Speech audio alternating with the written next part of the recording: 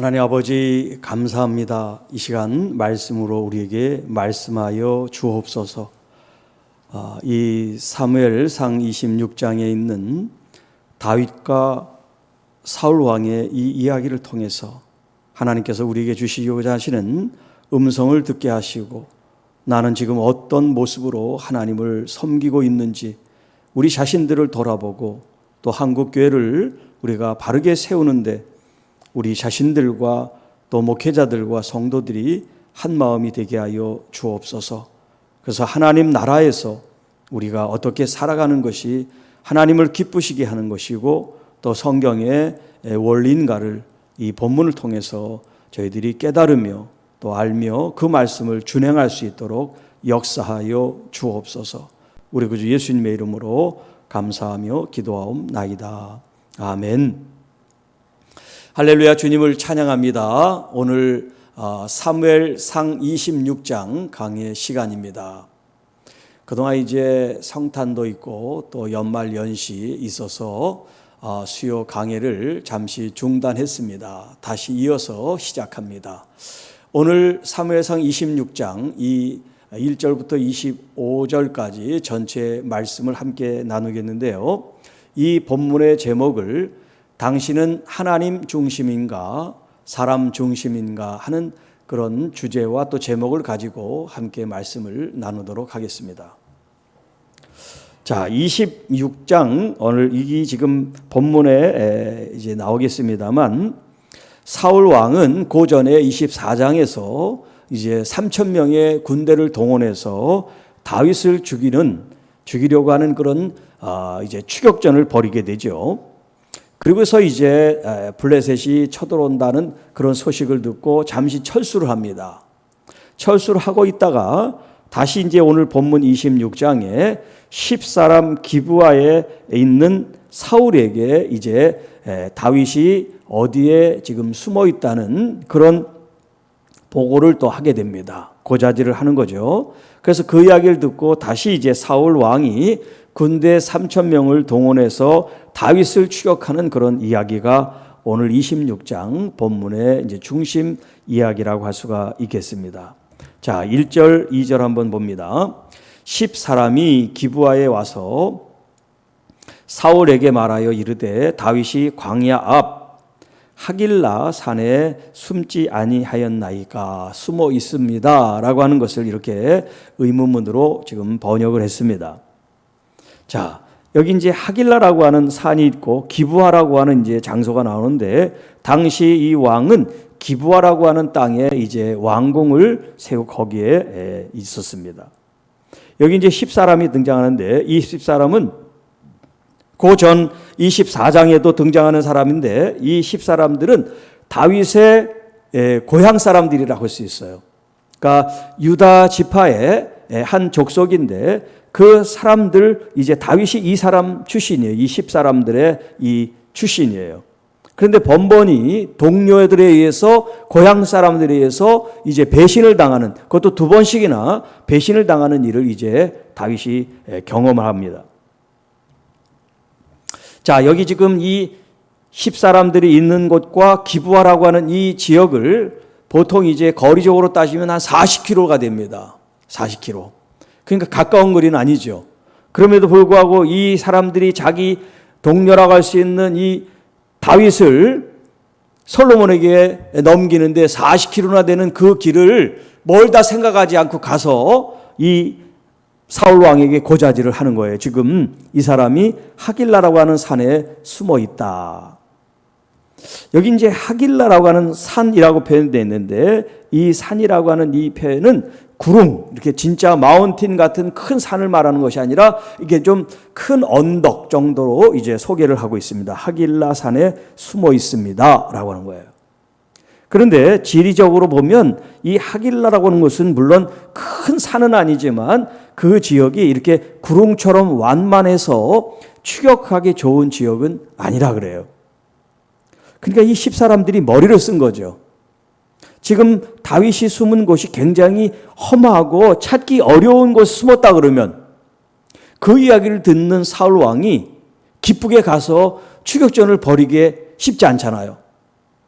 그러니까 이 사울 왕이 쉽게 지금 쫓아올 수 있도록 좀 이 단어 표현을 완곡하게 한 겁니다. 하길라라는 것을 사울 왕이 잘 모르니까 자, 그것이 이렇게 구릉진 곳인데 오시면 금방 잡을 수 있는 그런 데입니다 라고 얘기를 하는 정도라고 이해를 하면 좋겠어요.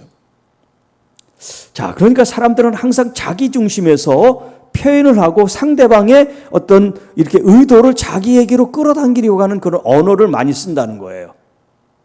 그러니까 사실을 정확하게 이야기하기보다는 사실을 조금 빗대서 자기의 의도를 가미한 그런 단어와 생각을 주입하고 있다는 거예요.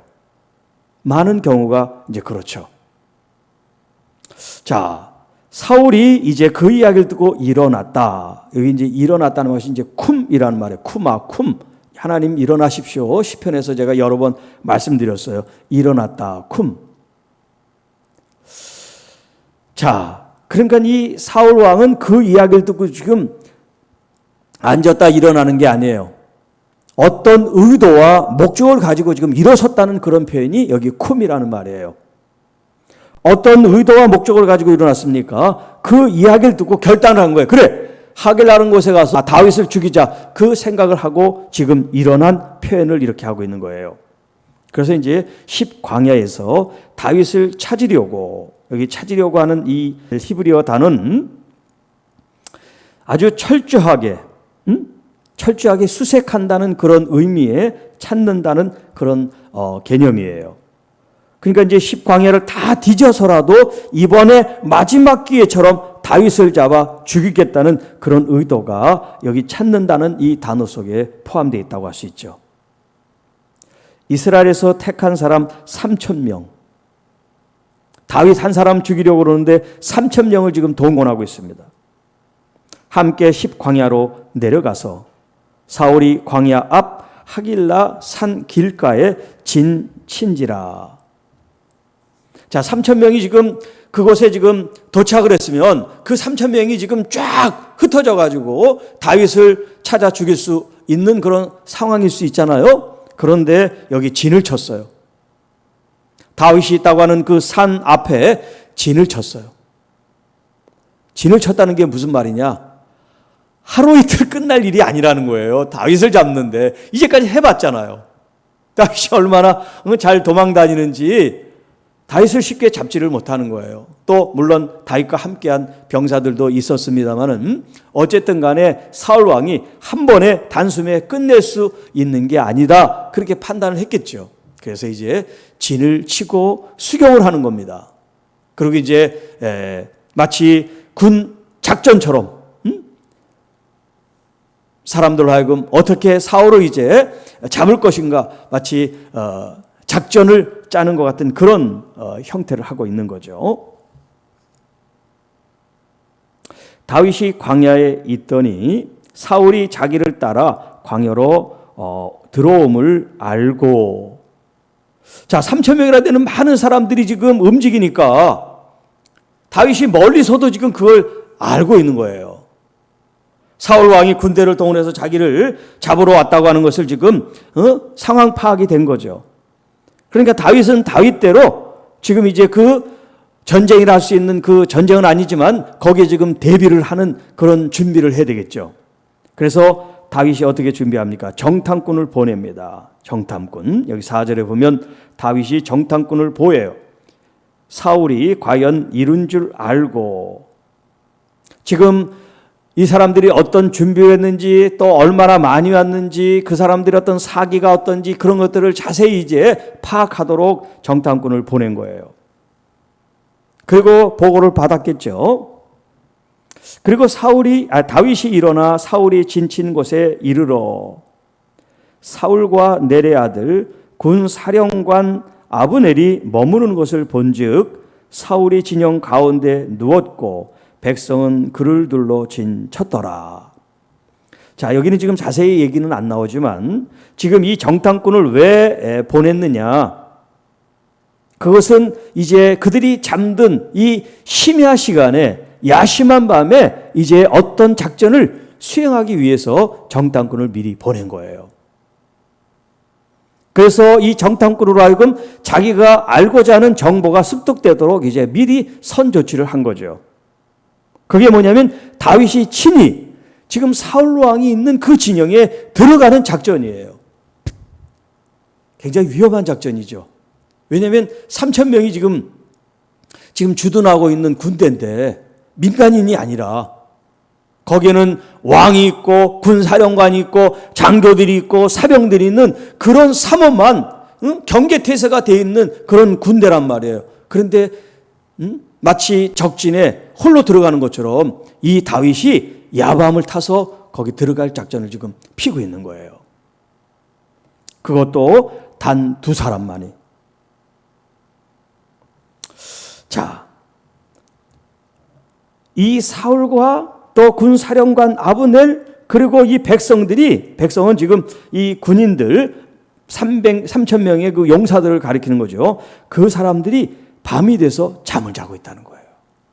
그런데 잠을 자는 그 형태를 보면 왕이 제일 가운데 있고 이제 그 중심으로 사람들이 둘러서 마치 진을 치듯이 사람들이 자고 있는 거예요. 자, 한번 생각해 보세요. 사울 왕은 가운데 이제 자고 있고 군사령관은 옆에 있고 부관은 옆에 있고 장교들이 있고 사병들이 쫙 널브러서 그냥 쫙 자고 있는 거예요. 지금 3,000명이나 되는 사람들이.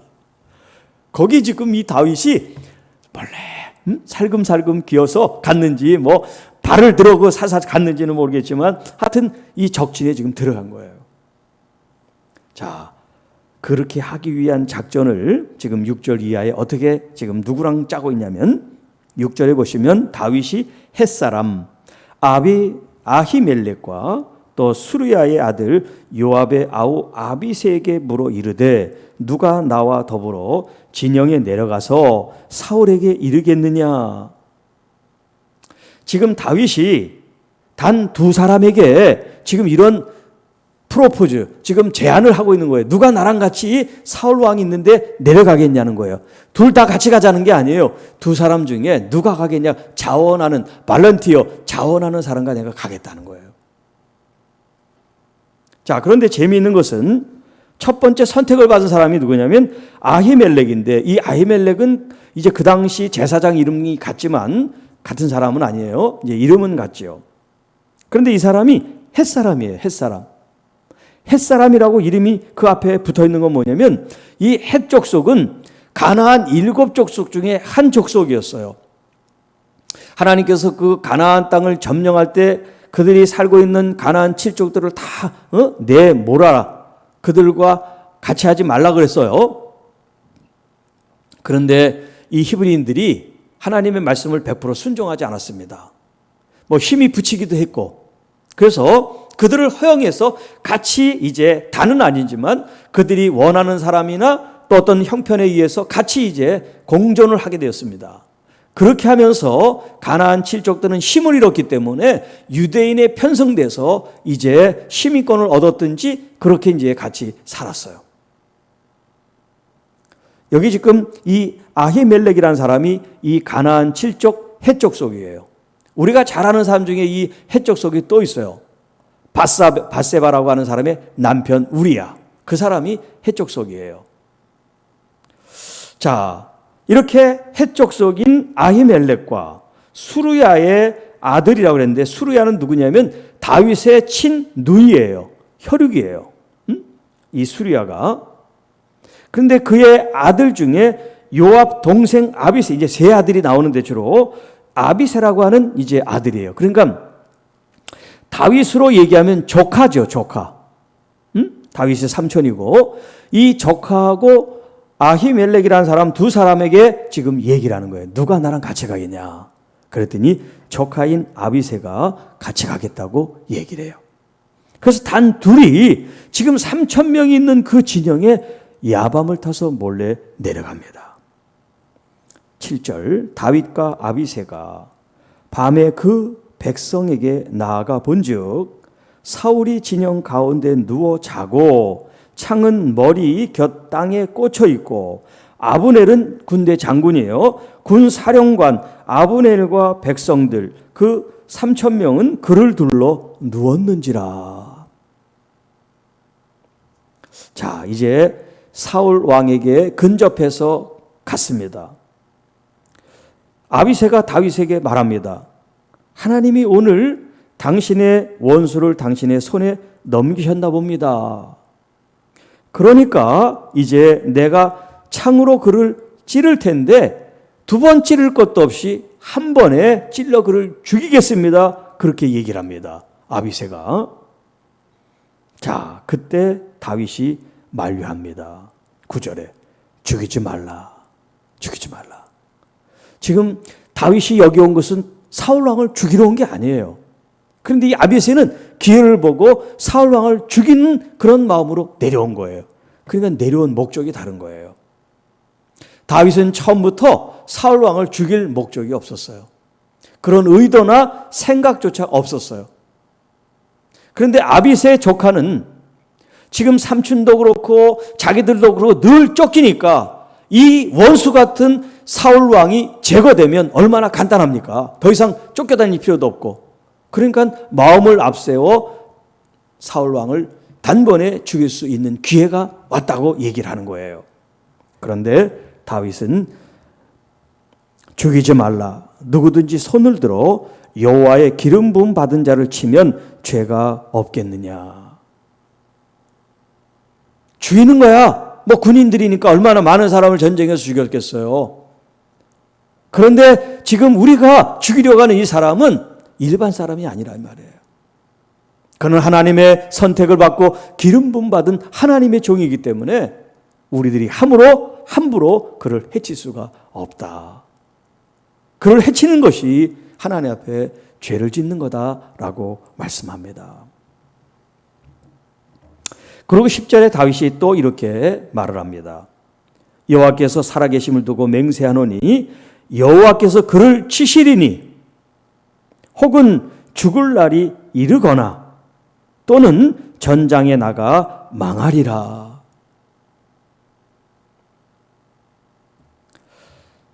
다윗 자신도 사울 왕이 정말 죽기를 원하는 거죠. 왜냐하면 사울이 죽기 전에는 이 일이 끝나질 않으니까. 그러나 자기 손에 피를 묻히지는 않겠다는 거예요. 왜? 그건 죄가 되니까. 그 생명을 하나님 손에 맡기겠다는 거예요. 하나님께서 그를 치시면 치시는 대로, 혹은 그가 죽을 날이 됐거나 혹은 전쟁에 가서 그가 죽게 되면 죽을 수 있는 거기 때문에 내가 그를 죽일 수는 없다라고 얘기합니다. 11절 내가 손을 들어 여호와의 기름 부음 받은 자를 치는 것을 여호와께서 금하시나니 너는 그의 머리 곁에 있는 창과 물병만 가지고 가자. 자, 23장에 엔게디라고 하는 그 동굴 속에 이제 은닉하고 있을 때, 숨어 있을 때죠. 사울 왕이 거기에 이 용변을 보러 왔잖아요. 그런데 죽일 수 있었지만 그 옷 뒤에 끝을 잘라가지고 나중에 사울 왕에게 보이지 않습니까? 내가 당신을 죽일 수 있지만 죽이지 않고 당신의 옷 끝자락을 잘랐습니다. 그 이야기를 듣고 사울이 어떤 반응을 보였어요? 내 아들아 그러면서 다시는 너를 죽이려고 하지 않겠다 그렇게 얘기를 한다, 맹세를 한단 말이에요. 그런데 지금 또 시간이 지나서 똑같은 일이 반복되고 있지 않습니까? 그때는 옷을 잘랐지만 이번에는 사울 왕 머리 곁에 있는 창과 물병을 가지고 오게 됩니다. 다윗이 사울의 머리 곁에 창과 물병을 가지고 떠나가되 아무도 보거나 눈치채지 못하고 깨어 있는 사람이 아무도 없었다 하는 거예요.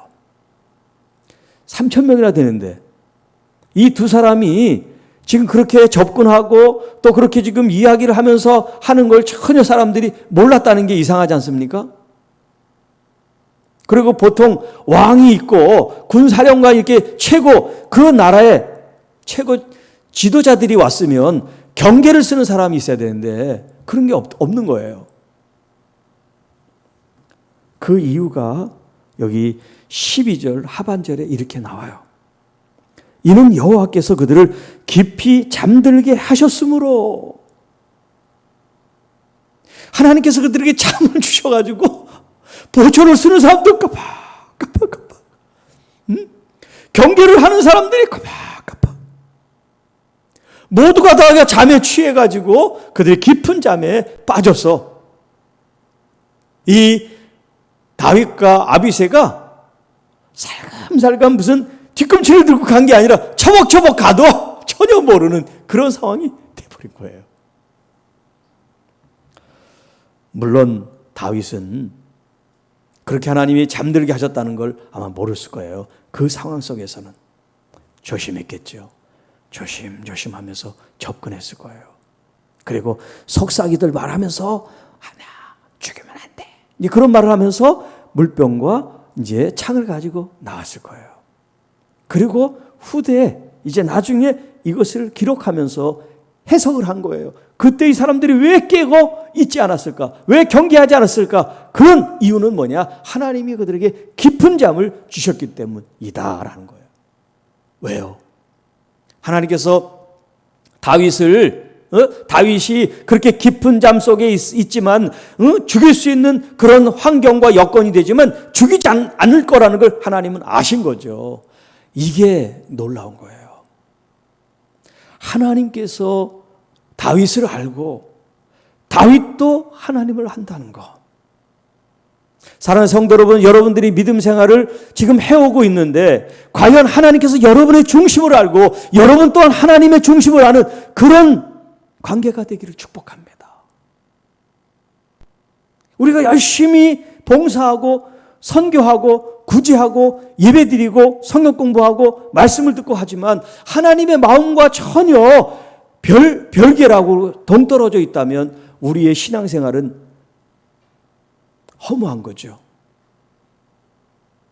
하나님의 마음도 없이 마음도 얻지 못하고 마음을 함께하지도 못하는 그런 사역과 그런 신앙생활을 한다면 우리의 신앙생활은 허무한 것이죠.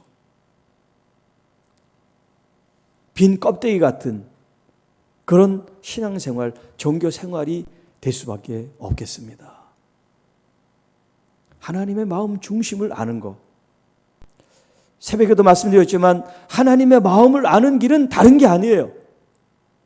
하나님의 말씀을 여러분들이 진심으로 읽고 듣고 이 말씀을 먹으면 하나님의 마음이 무엇인지를 알게 돼요.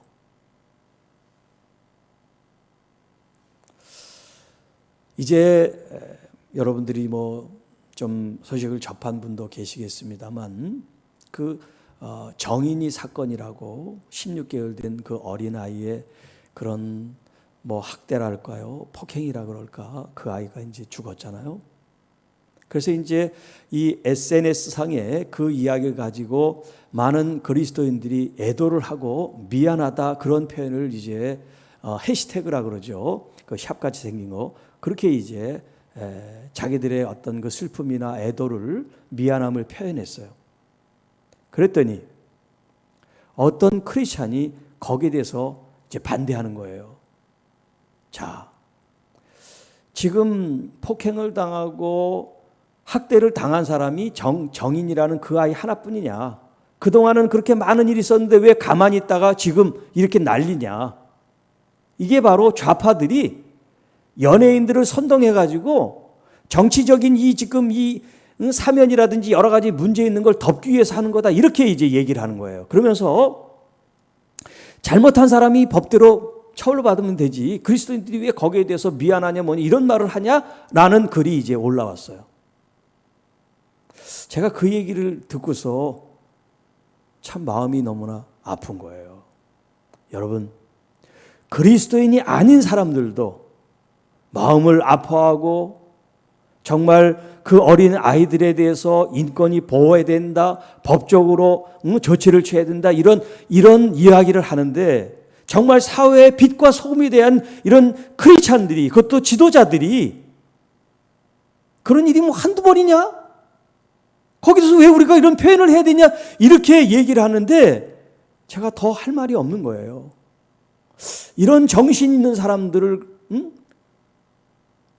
그리스도인 이 교회 지도자라고 얘기를 하고 있으니 한국교회가 믿지 않는 사람들한테 얼마나 지탄을 받고 욕을 먹는지 가슴이 아파요. 그리스도인은 그리스도인을 떠나서, 여러분 뒤에 이제 또 나옵니다만은 그 생명 존중에 대한 이야기가 이제 뒤에 또 나와요. 여러분, 하나님께서 정말 한 영혼을 바라보는데 기독교인이냐 아니냐 이걸 구분해 가지고 그렇게 보실까요? 하나님의 마음이 어디 있는지, 어떤 좌파 우파 혹은 흑색 논리 혹은 어떤 정치적인 어떤 음모 이런 걸 다 떠나서 한 영혼에 대해서, 그 어린 생명에 대한 이 안타까운 마음이 전혀 없는 거예요.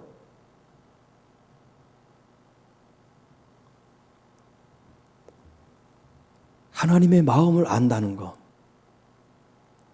한 생명 그 자체가 천하보다 귀하다고 말은 하고 알고는 있으면서 정말 그런 자세로 나간다면 말씀 따로 생각 따로 입술 따로 돼 있는 그런 삶을 사는 거죠. 자, 여기 여호와께서 그들을 깊이 잠들게 하셨으므로, 이 한 말이 저는 굉장히 큰 내 영혼에 울림이 있어요. 정말 죽이고 싶어요. 죽이고 싶어요. 인간적으로 생각하면.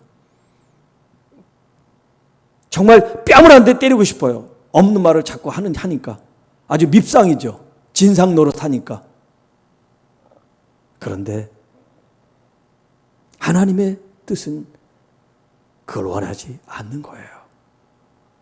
그렇기 때문에 우리는 내 마음의 어떤 분노나 어떤 감정에 치우쳐서 하고 싶은 말이나 행동을 다 하는 것이 아니라 하나님의 마음, 잠깐 분노도 있고 잠깐 화도 나고 잠깐 손찌검하고 싶은 그런 욱하는 마음이 있어도 그게 계속 지속되지 않게 하는 것은 우리가 믿음이라는 그런 제어장치가 있는 거고 양심이라는 제어장치가 있기 때문에 그런 거죠. 하나님께서 나를 바라보시고 또 나의 어떤 자유의지와 내 양심에 입각해서 하나님이 어떻게 행동할 것까지도 다 아시는 하나님 앞에 여러분, 우리가 우리의 생각과 마음과 이런 태도를 하나님의 말씀 중심으로 살아간다는 거 얼마나 중요한지 몰라요.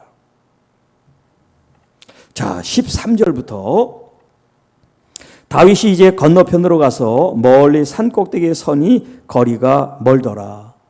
이제 그 창과 물병을 가지고 다시 이제 자기 진영으로 돌아온 거예요. 그리고 이제 시간이 얼마나 지났겠지요. 그리고 사람들이 이제 아침이 돼서 기상을 하고 다 이제 기동을 한 상태예요. 14절에 다윗이 백성들과 그 아브넬 군 사령관에게 소리칩니다. 아브넬아! 너는 대답하지 아니하느냐? 그러니까 아브넬이 대답하여 이르되 왕을 부르는 너는 누구냐라고 그러는 거예요. 그러니까 이 다윗이 지금 아브넬을 부르기 전에 사울 왕을 불렀던 거죠. 사울 왕이여, 사울 왕이여라고 외쳐서 불렀을 겁니다. 그 소리에 지금 아브넬이 그 왕을 찾는 너는 누구냐라고 물은 거예요. 아마 다윗이라는 걸 알았을 거예요. 그런데도 이렇게 지금 묻는 겁니다. 다윗이 아브넬에게 지금 말합니다. 15절. 내가 용사가 아니냐? 자, 한 나라의 군 사령관이 될 정도면 얼마나 용맹한 사람이겠어요. 그러니까 이 아브넬이 그런 사람이라는 거예요. 넌 용사다 이 말이야, 용사. 이스라엘에 너 같은 사람이 또 누구냐? 자, 그런데 너는 어떻게 너의 주인 되는 왕을 보호하지 않았느냐? 이렇게 책망을 하는 거예요. 간밤에 무슨 일이 있었는지 이 아브넬이 지금 새카맣게 모르고 있단 말이에요, 지금. 내 주님, 내 주인인 왕을 죽이려고 누군가가 들어갔는데 너는 그것도 알지 못하고 어떻게 왕을 호위한다는, 왕을 지킨다는 군사령관 자격이 있느냐라고 책망을 하는 거예요. 16절 내가 행한 이 모든 일이 옳지 못하도다. 여호와께서 살아계심을 두고 맹세하노니 여호와의 기름 부음 받은 너희 주 사울이죠. 사울 왕을 보호하지 아니하였으니 너희는 마땅히 죽을 자들이니라. 지금 사울 왕을 지키도록 임무가 주어졌음에도 불구하고 군사령관이라는 사람이 잠을 자고 그 일을 하지 못했으니 죽음으로써 자기의 이 책임을 다하지 못한 것을 이제 대가 지불을 해야 된다는 그런 얘기예요. 그러면서 가지고 나왔던 왕의 창과 왕의 머리맡에 있었던 물병이 어디 있느냐라고 묻습니다. 그러니까 이 아브넬이 왕 주위를 돌아보니까 왕의 창도 없고 왕이 즐겨 마시던 물병도 없는 거예요. 자, 그러면서 그 물병이 이제 자기 손에 있다는 걸 보여주는 거죠.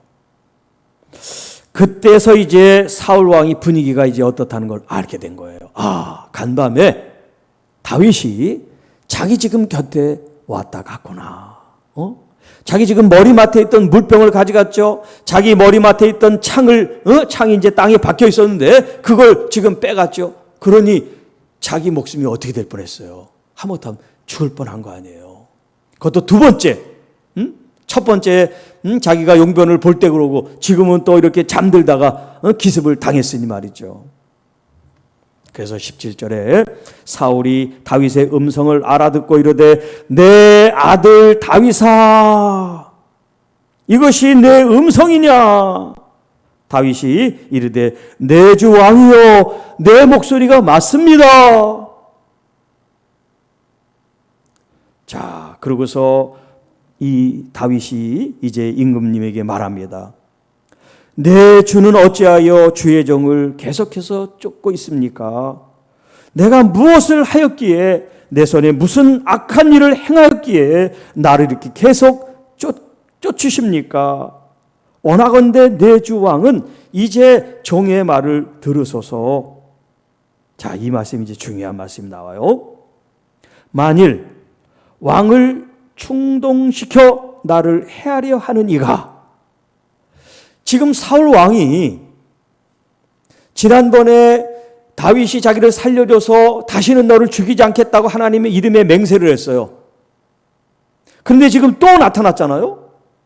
그리고 또 죽을 기회가 있었는데 죽지 않고 살아서 지금 다윗을 보니까 이 다윗이 뭐라 그러냐면 지금 왕의 마음을 흔들고 나를 죽이려고 하는 그 충동하는 주체가 하나님이신지, 자, 얘기를 잘 들으세요. 자, 나를 죽이려고 하는 그 충동하는 이가 여호와시면, 하나님이시면 여호와께서는 재물을 받으시길 원합니다. 이게 뭐냐면 제가 그러면 죽겠습니다. 왕의 손에 내가 죽겠습니다. 나를 그러면 죽이십시오. 당신의 그 죽이고자 하는 마음이 당신의 마음이 아니라 하나님이 주신 중심이라면 내가 하나님의 제물로 기꺼이 죽겠습니다. 이런 얘기예요.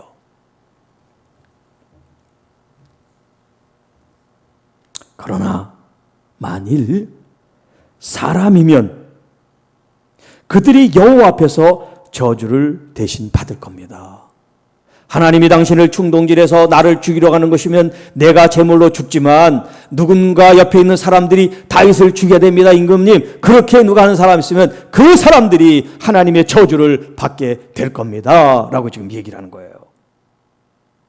이는 그들이 이르기를 넌 가서 다른 신들을 섬기라 하고 오늘 나를 쫓아내어 여호와의 기업에 참여하지 못하게 한 것입니다. 그러니까 사울 왕이 혼자 그럴 것이 아니라 그 주변에 있는 많은 아첨꾼들이, 간신배들이 사울을 지금 이 다윗과 이간질을 시키고 다윗이 이 왕위를 찬탈합니다. 자꾸 없는 소리를 만들어서 다윗을 죽이려고 지금 하고 있다는 거예요. 그래서 이 다윗으로 하여금 이 유대 땅에 있지 말고 너는 저 이방 땅에 가서 이방 신을 섬겨라. 너는 이 땅의 기업을 받을 사람이 아니다. 그러니까 왕이라는 왕자 생각도 하지 마로 내쫓은 거죠. 그런즉 청하건대 여호와 앞에서 먼 이곳에서 이제 나의 피가 땅에 흐르지 말게 하옵소서. 이는 산에서 메추라기를 사냥하는 자와 같이 이스라엘 왕이 한 벼룩을 수색하러 나왔음이니이다. 자, 그러니까 다윗이 지금 위에서 말한 것은 하나님이 충동해서 자기를 죽이려고 하는 게 아니라는 얘기를 하는 거예요. 하나님이 당신을 충동한 것이 아닙니다. 당신 주변에 있는 사람이 당신을 충동질해서 나를 자꾸 죽이려 하는 것을 당신은 왜 깨닫지 못합니까? 그 얘기를 하고 있는 거예요. 그러면서 얘기를 하기를, 메추라기를 사냥하는데 메추라기는 어디서 사냥하냐면 이 산에서 사냥하는 게 아니에요. 메추라기는 광야에서 사냥을 하는 겁니다. 그런데 이 사냥꾼이 번지수를 잘못 찾은 거죠. 산에서 메추라기가 없는데 잡으려고 하는 게 이게 잘못된 거잖아요. 그러니까 지금 사울 왕이 다윗을 죽이려고 하는 것이 이렇게 잘못된 일이라는 걸 이렇게 비유적으로 말해주고 있어요. 또한 한 나라의 왕이 한 벼룩, 이 작은 벼룩을 죽이려고 이렇게 많은 사람을 지금 대동해서 왔다는 게 사람들이 생각하면 얼마나 어리석게 왕을 생각하겠느냐, 지금 그런 말이에요. 그 이야기를 들으니까 이 사울이 정신이 번쩍 드는 거예요. 21절. 내가 죄를 범했구나. 내가 또 너에게 죄를 졌구나. 내 아들 다윗아 돌아오라. 내가 오늘 내 생명을 귀하게 여겼은즉, 죽이려고 할 수 있는 기회가 있지만 죽이지 않았잖아요. 그 생명을 귀하게 여겼잖아요. 내가 다시는 너를 헤아려 하지 아니하리라. 내가 어리석은 일을 하였으니 대단히 잘못되었도다. 반성은 또 아주 잘해요. 지난번에도 그렇고 지금도 그렇고 아주 반성은 또 아주 확실하게 해. 그런데 그 반성이 그때뿐이라 문제죠. 회개를 했으면 회개 가운데 살아야 되는데 회개하고 또 짓고 회개하고 또 짓고 이런 일들이 반복되기 때문에 이제 문제가 되는 거죠. 22절. 다윗이 대답하여 이르되 왕은 창을 벗어서, 그리고 이제 창을 보여줍니다. 자, 당신의 수하에 있는 한 소년을 보내서 당신의 창을 가져가게 하십시오. 다윗에게는 이 창이 소용이 없다는 거죠. 필요도 없고. 자, 그러면서 23절. 여호와께서 사람에게 그의 공의와 신실을 따라 갚으리니 이는 여호와께서 오늘 왕을 내 손에 넘기셨으되 나는 손을 들어 여호와의 기름 부음 받은 자를 치기를 원하지 아니하였습니다. 24절. 오늘 왕의 생명을 내가 중히 여긴 것 같이. 좀 전에 얘기했죠. 생명을 존중히 여기는 마음. 이게 하나님의 마음이란 말이에요. 내 생명을 여호와께서 중히 여기셔서 모든 환난에서 나를 구하여 내시기를 바라나이다. 만약에 다윗이 사울 왕을 마음대로 죽이고 또 자기가 힘과 권력 있을 때 많은 사람들 그렇게 무참히 생명을 쳐냈다면 하나님 앞에 이런 얘기를 할 수가 없죠. 내 생명이 귀하면 다른 생명도 귀한 걸 알아야죠. 내 생명은 귀하고 내 새끼는 귀하고 남은 어떻게 해도 좋아. 이건 그리스도인의 마음이 아니에요. 이건 하나님의 마음도 아니에요. 그렇기 때문에 오늘 하나님 중심인가? 라고 제가 질문을 드렸는데 바로 나는 과연 한 생명이라도 믿는 사람이든 믿지 않는 사람들은 이 생명에 대한 존중성, 오죽하면 짐승의 피를 먹지 마라. 그건 생명을 뜻한다라고 말씀하셨겠냔 말이에요. 우리가 함부로 생명을 건드려서는 안 된다는 거예요. 자, 23절에 이제 하나님께서 사람을 이제 판단하고 죄값에 대해서 물으실 때 하나님이 세우시는 기준을 얘기를 하고 있어요. 그게 공의와 신실이라는 표현을 쓰고 있습니다.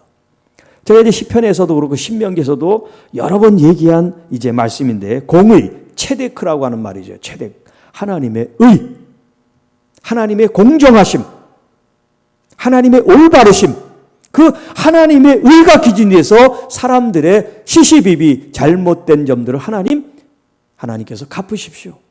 그리고 두 번째, 여기 이제 신실이라고 번역이 됐는데 히브리 말로 에무나예요. 에무나.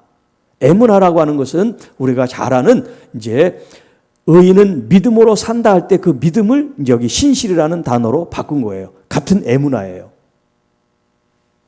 이 에무나라고 하는 것은 아만이라는 동사에서 나왔어요. 이 아만이라는 말에서 또 하나 나온 말이 아멘이에요. 아멘. 아멘. 이 아만이라는 이 기본 동사는 신실하다, 진실하다, 변함이 없다, 거짓이 없다는 거예요. 그러니까 진실한 그 상태, 변함이 없는 상태. 어떤 조건에는 이렇게 하고 어떤 조건이 이렇게 왔다 갔다 변화되는 게 아니에요. 항상 진리니까. 진리는 변하지 않잖아요. 그 진실성, 그게 바로 에무나예요. 그러니까 믿음으로 산다는 게 뭐냐? 바로 이렇게 진실한 걸 얘기를 하는 거예요. 어디에서나 정직하고 바르게 살아가는 거. 바로 그것이 잣대가 돼서 이제 하나님의 사람들을 하나님께서 이제 판단하십시오라고 지금 다윗이 말하고 있죠. 자, 이제 시간이 거의 됐습니다만은 오늘 이 26장의 전체 이제 주제라고 할까요? 질문을 제가 드렸습니다. 당신은 하나님 중심입니까? 사람 중심입니까? 나는 과연 하나님의 중심의 삶을 살고 있는가? 다윗처럼, 아니면 아비새나 사울 왕처럼, 혹은 사울 왕의 주변에 있는 이런 아청꾼처럼 사람 중심으로 살아가고 있는가? 정은이 사건이라는 이 아이의 사건을 바라보면서 하나님의 마음으로 보는 사람도 있고, 그리스도인이라고 하면서 하나님의 마음이 없이 보는 사람도 있고, 그리스도인이 아님에도 불구하고 무신론자들도 하나님의 마음으로 보는 사람들이 있단 말이에요. 사랑하는 성도 여러분, 우리는 매 순간마다 어찌 보면 어떤 선택을 해야 됩니다. 누가 강요하는 거 아닙니다. 우리 스스로가 결단하고 선택을 해야 됩니다. 나의 선택은 하나님을 위한 것인가? 하나님 중심에서 하나님을 영원롭게, 하나님의 그 떨어 있는 이 짓밟힌 그 이름을 내가 거룩하게 다시 올려드리기 위해서 나는 희생되고 나는 죽고 나는 없지만 우리 주님이 흥하셔야 된다는 세례 요한의 그런 표현처럼 하나님 중심으로 나는 지금 살아가고 있는가? 이런 코로나 시대, 비대면이 있고 모이기를 어려워하는 이때 과연 나는 어떤 예배로 하나님 앞에 나가고 있는가? 나는 어떤 마음으로 하나님 앞에 예배를 드리고 있는가? 나는 어떤 중심을 가지고 하나님의 말씀을 읽고 그 말씀을 듣고 있고 그 말씀을 먹고 있는가? 나를 위해서? 예수를 잘 믿으면 부자가 되고 예수님의 이름으로 기도하면 병이 낫고 어떤 목적을 가지고 내가 잘 되기 위한 목적을 가지고 예수 그리스도의 이름을 우리가 이용한다고 하면 그 사람은 아무리 예수님의 이름을 드높여도 그 사람은 사람 중심 자신을 위해 살아가는 신앙이라고 할 수가 있겠죠. 나는 십자가의 그 길, 나는 죽고 오직 주님만이 사시는 그 길을 우리가 간다면 내게 손해가 되고 내가 해가 되고 내게 손가락질을 하고 나의 뺨을 쳐도 여러분 주님을 위해서 기꺼이 내어줄 수 있는 사람이라면 이미 여러분은 하나님 중심인 삶을 살아가고 있다고 할 수가 있겠습니다. 어려운 이때 조금 더 인내하면서 주님께서 가신 이 길, 주님께서 보여주신 십자가의 그 길을 믿음으로 함께 나갈 수 있기를 원합니다. 어렵고 힘들고 또 때로는 야속하고 원망스럽고 답답하고 분한, 억울한 그런 마음이 있을지라도 여러분의 마음을 주님이 아신다고 할 때 그동안 많은 수고와 또 예물 드림과 헌신과 애씀이 있어서 사람들이 혹여 여러분을 인정하거나 존중하거나 알아주지 못한다 할지라도 여러분을 응원하시고 여러분과 함께 하시는 우리 주님을 바라보는 여러분이 되시기를 주님의 이름으로 축복합니다.